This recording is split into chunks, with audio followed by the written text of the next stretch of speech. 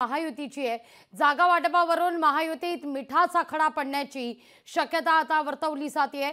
सुनील तटकरेंच्या घोषणेवरून नाशिक महायुतीत पेच निर्माण झालाय। दिंडोरीतून नरहरी झिरवाळ लढण्याची तटकरेंनी घोषणा केली आहे। दिंडोरीच्या जागेकरता शिवसेनेचे धनराज महाले सुद्धा इच्छुक आहेत। जागा वाटपाची घोषणा झालेली नसताना तटकरेंनी घोषणा कशी केली, हा सवाल महाले यांनी उपस्थित केलेला आहे।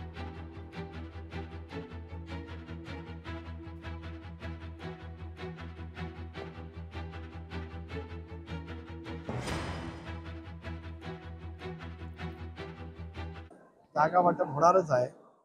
हा मतदारसंघामध्ये दीर्घ काळ राष्ट्रवादी काँग्रेस पक्ष त्या ठिकाणी आहे। झिरवाळ साहेब त्या ठिकाणी प्रतिनिधित्व करतात। पक्षाला जागा येईल असा विश्वास आहे आणि विश्वास झाल्यानंतर मग पक्षाचा उमेदवार कोण असावा हे आपण ठरवू शकतो। प्रदेशाध्यक्ष मी आहे आणि एकतर विधिमंडळाचं त्यांचं कामकाज आम्ही सर्वांनी मिळून पाहिलेलं आहे। त्या अर्थाने उमेदवारी केली गोष्ट। आदरणीय सुनील तटकरे साहेब यांनी दिंडोरी तालुक्यामध्ये येऊन आणि जी काही घोषणा केली उमेदवारीबाबत, खरं तर महाराष्ट्रात अजिबातही कुठेही कोणत्या प्रकारची आणखी घोषणा झालेली नाही।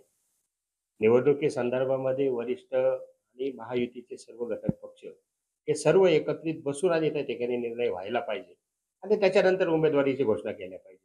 परंतु ह्या ठिकाणी तटकरे साहेबांनी येऊन जी उमेदवारीची घोषणा केली ते अत्यंत चुकीचं आहे आणि त्याच्यामुळे नक्कीच आम्ही नाराज आहोत। लोकशाही मराठी ऐका, पहा, जागरूक रहा।